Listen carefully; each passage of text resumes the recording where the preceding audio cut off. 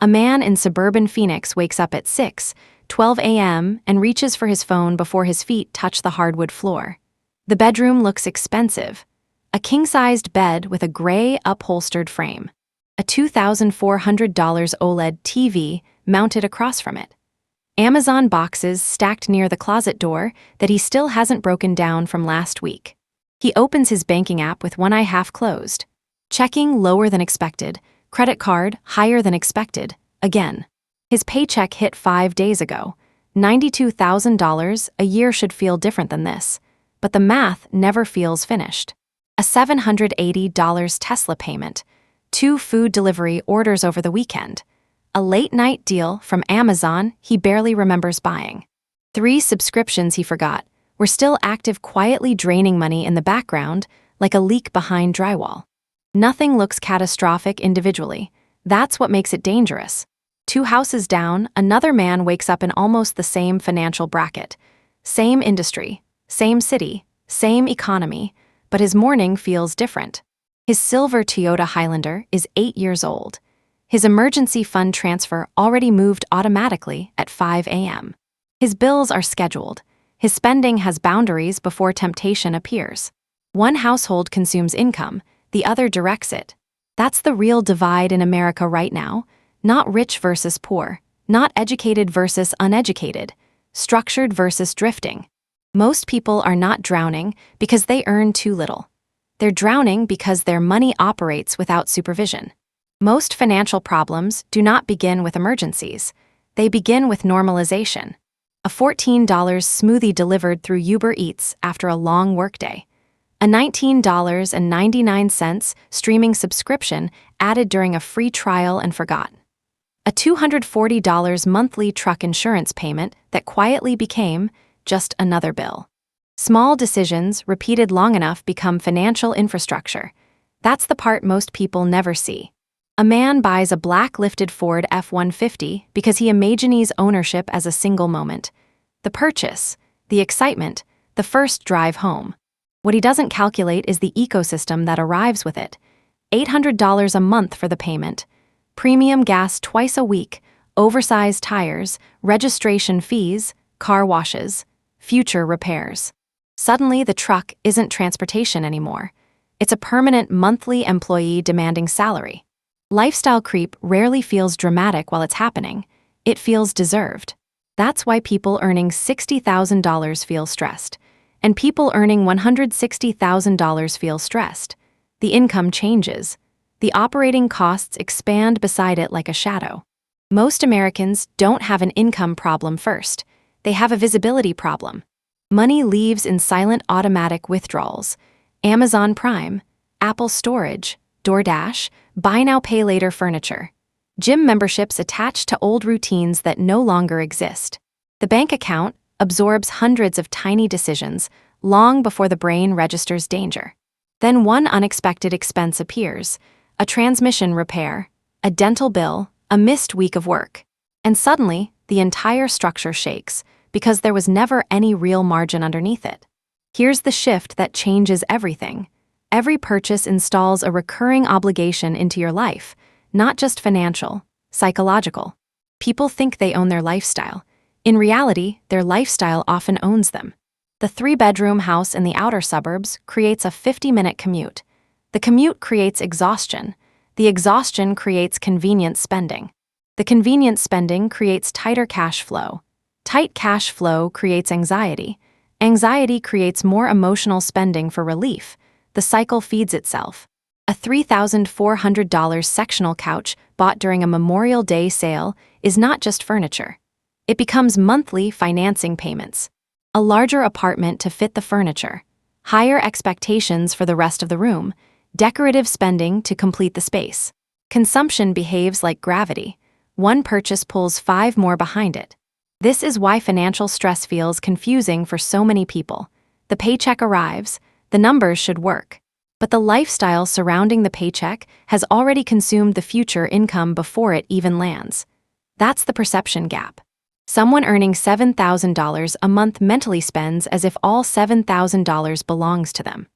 But after taxes, fixed bills, debt minimums, insurance, groceries, gas, subscriptions, and recurring obligations, the actual flexible number may only be $900.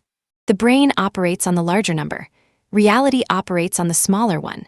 That difference destroys people quietly, not overnight bankruptcy, not dramatic collapse. Just years of low-grade financial pressure that slowly erodes sleep, patience, relationships, and long-term thinking. Because financial fragility is exhausting even when nobody else can see it. The reset starts with one uncomfortable task. You stop guessing. Open your banking app, your credit card statements, your loan balances. Write the numbers down exactly as they are. Not the numbers you expect to see by next month. Not the numbers you justify in your head while driving to work. The real ones. Most people avoid this step because vagueness feels emotionally safer. Undefined problems create the illusion that things are probably fine. Defined problems force decisions. But clarity changes behavior faster than motivation does. Imagine someone bringing home $4,800 a month after taxes. Sounds stable. Then the snapshot begins. Rent, $1,950. Truck payment, $740. Insurance, $210. Utilities, $320. Minimum debt payments, $480. Groceries and gas, another $750. Suddenly, the required monthly outflow reaches nearly $4,450. That leaves roughly $350 of real breathing room. Not theoretical breathing room, real breathing room, about $11 a day before something breaks. That number matters more than salary because it reveals how fragile the structure actually is. A person operating on reality behaves carefully. A person operating on fantasy keeps swiping the card because the income sounds large in conversation. Then come the irregular expenses people pretend are surprises. Tires, Christmas flights, school supplies, vet bills, car registration, emergency dental work. These aren't random events. They're annual obligations arriving on schedule. If those expenses total $3,600 yearly, that's another hidden $300 monthly reality already waiting for your paycheck before you even touch it. Most financial anxiety begins right there, not in poverty, in unmeasured obligations. Now comes the part people avoid longest. The audit, not because it's complicated, because it's revealing. Go through the last 60 days of transactions line by line. Every charge gets placed into one of 4 categories: essential, flexible, unnecessary, or unknown. Essential means survival. Rent, utilities, insurance, gas to get to work, groceries, minimum debt payments. Flexible means adjustable, restaurants, entertainment, hobbies, clothing, weekend spending. Unnecessary is where things become painful. The recurring charges that no longer improve your life but continue draining money anyway. The unused gym membership. The meditation app opened twice in 8 months. The extra streaming platform added during football season and forgotten afterward. Then comes the most dangerous category, unknown. Charges you don't immediately recognize. Merchant names that mean nothing to you. Subscription renewals hidden behind vague billing descriptions. Money leaving your account without conscious awareness. That's financial drift in its purest form. A woman in Dallas runs this audit and discovers she spent $286 on food delivery in 1 month. Not dinners with friends, not experiences she remembers fondly. Just exhausted Tuesday nights and stress-driven convenience. Another $143 disappeared into random Target purchases she barely remembers buying. Candles, storage bins, decorative kitchen items still unopened in the hallway closet. None of it felt expensive individually. Together, it quietly consumed half her emergency fund potential. This is why small spending matters, not because coffee destroys wealth, because unconscious spending destroys awareness. And awareness is what protects financial stability. Every transaction needs a decision afterward. Keep, reduce, cancel, investigate. Without decisions, the audit becomes entertainment instead of change. Most people try to improve their finances in the wrong order. That's why progress never feels stable. They throw extra money at debt while their checking account stays 1 bad week away from collapse. They invest aggressively while carrying overdue bills. They chase optimization before building resilience. The sequence matters more than intensity. The first priority is survival. Housing, utilities, insurance, food, medication, transportation to work. Protect the systems keeping your life operational before anything else. There is nothing financially responsible about maxing out a Roth IRA while your electricity risks shutoff. Second comes minimum obligations. Every minimum payment protects you from compounding damage. Late fees, penalty APRs, credit score deterioration. Financial instability grows exponentially when ignored early. Third comes short-term stability. This is the step people skip because it feels unimpressive. A $500 emergency fund doesn't look exciting on social media. Neither does 1 month of expenses sitting quietly inside a high-yield savings account. But stability changes behavior. A person with even a small cash buffer makes calmer decisions than someone living transaction to transaction. That calm matters because panic is expensive. A flat tire feels different when you have cash reserves. A surprise medical bill feels different. A reduced work schedule feels different. Liquidity buys emotional control. Only after stability exists should acceleration begin. Extra debt payoff, investing, retirement contributions, wealth building. Most people reverse the order. Then one unexpected expense wipes out 6 months of progress overnight. Fragile finances cannot compound effectively. Stable finances can. That's the difference between temporary effort and sustainable momentum. People love aggressive financial advice because aggression feels productive. Put every extra dollar toward debt, invest harder, cut everything. The problem is that fragile people break under aggressive systems. Imagine someone with $18,000 in credit card debt and only $73 left in checking after bills clear each month. Every paycheck already feels oxygen deprived. Then the car battery dies, or the dog needs surgery, or the company cuts overtime hours for 2 weeks. Now the entire plan collapses. This is why stability must come before acceleration. A person with zero emergency savings lives in constant financial threat detection. The nervous system never fully relaxes. Every unknown phone call feels expensive. Every dashboard warning light feels catastrophic. Even weekends stop feeling restorative because part of the brain is always calculating risk in the background. That chronic stress creates worse decisions, more emotional spending, more avoidance, more financial fatigue. A better strategy is slower at first, but stronger long-term. If someone has $500 monthly extra capacity, maybe $350 goes toward debt, while $150 builds liquidity. Once the emergency fund reaches $1,000 or 1 month of essentials, the ratio can shift more aggressively. The key is sequencing. You are not choosing between saving and debt payoff forever. You are choosing what your current level of fragility requires right now. Most Americans are trying to sprint financially while standing on cracked legs. Then they blame themselves when they collapse from exhaustion. But stable systems outperform intense systems over long periods because stable systems survive interruptions. And survival is what allows compounding to begin. Most people think financial change requires massive discipline. Usually it requires structure. The reset works because it reduces overwhelm into weekly targets small enough to execute consistently. 1 month, 4 phases, no dramatic reinvention. Week 1 is visibility, 90 minutes. Saturday morning, coffee on the counter, laptop open, banking statements downloaded. You calculate the true operating cost of your life for the first time without avoiding the numbers halfway through. This is where the illusion breaks. Week 2 is compression. You identify the 3 largest leaks and apply pressure directly there.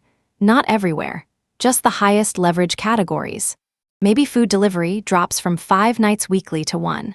Maybe the unused storage unit gets canceled. Maybe Amazon purchases require a 24-hour waiting period before checkout. Small boundaries create massive behavioral changes. Week 3 is stabilization. Automatic transfers begin. A separate high-yield savings account opens. Emergency money moves away from the checking account, psychologically and physically. Even $25 weekly matters, because consistency matters more than intensity at this stage. Week 4 is reallocation. The recovered cash flow receives assignment instead of disappearing back into lifestyle drift. Extra debt payments, emergency reserves, retirement contributions. Financial pressure starts loosening its grip because money finally has direction before temptation appears. This entire reset may require 5 total hours across 1 month. That's less time than many Americans spend watching Netflix in a single weekend. Yet most people delay financial clarity for years because avoidance feels temporarily easier than confronting the numbers directly. Until the numbers confront them first. Melissa is 41 and lives outside Dallas in a beige 2-story subdivision built during the early 2000s housing boom. She works as a medical billing supervisor, earning roughly $78,000 a year. From the outside, her life looks stable. White SUV in the driveway, family vacation photos on Facebook, Target bags in the passenger seat most weekends. Inside the numbers, the structure was cracking. Her checking account hovered near zero before every payday despite a solid income. She blamed inflation at first, then stress, then bad luck. But when she finally ran the audit, the pattern became obvious. 2 storage units holding furniture she hadn't touched in 3 years. A Peloton membership still billing monthly long after the bike became a clothing rack in the guest room. Klarna payments for living room furniture she barely remembered financing. Starbucks stops almost every weekday morning because the drive to work already exhausted her before 8 a.m. Individually, none of it looked fatal. Together, the leaks totaled nearly $480 every month. That changed everything. Within the first 30 days, she canceled unnecessary subscriptions, emptied 1 storage unit, capped food delivery, and automated weekly savings transfers every Friday afternoon before weekend spending could absorb the money. 6 months later, her emergency fund passed $3,000. Credit card utilization dropped below 30%. But the biggest change wasn't numerical, it was neurological. She stopped feeling dread every time she opened her banking app. The income never changed. The visibility did, and visibility changed her behavior faster than motivation ever had. Most people spend years trying to look financially successful. Very few spend time becoming financially difficult to destabilize. There's a difference. A person earning $150,000 with oversized car payments, revolving credit card balances, and no liquidity can still panic over a single unexpected expense. Another person earning half that income may sleep peacefully because their obligations are controlled, their cash flow is supervised, and their lifestyle leaves margin for mistakes. Income affects comfort, structure affects freedom. That's the part modern consumer culture hides from people. America constantly sells the appearance of wealth.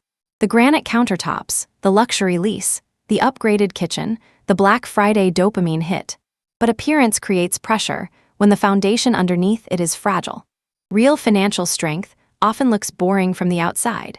A paid-off Toyota in the driveway, automatic transfers happening quietly every Friday morning, a 1-month emergency buffer sitting untouched in a high-yield savings account. Someone saying no to lifestyle inflation even after getting promoted. Not because they lack ambition, because they understand optionality. Optionality is the ability to leave a toxic job without panic, to survive a layoff without immediate collapse, to absorb emergencies without debt, to make decisions based on long-term logic instead of short-term fear. That is what wealth actually buys, breathing room. And breathing room changes the way a person thinks, sleeps, negotiates, and lives. The next 30 days are going to pass either way. The only real question is whether your money will continue drifting unsupervised through them, or whether you finally decide to take control of it.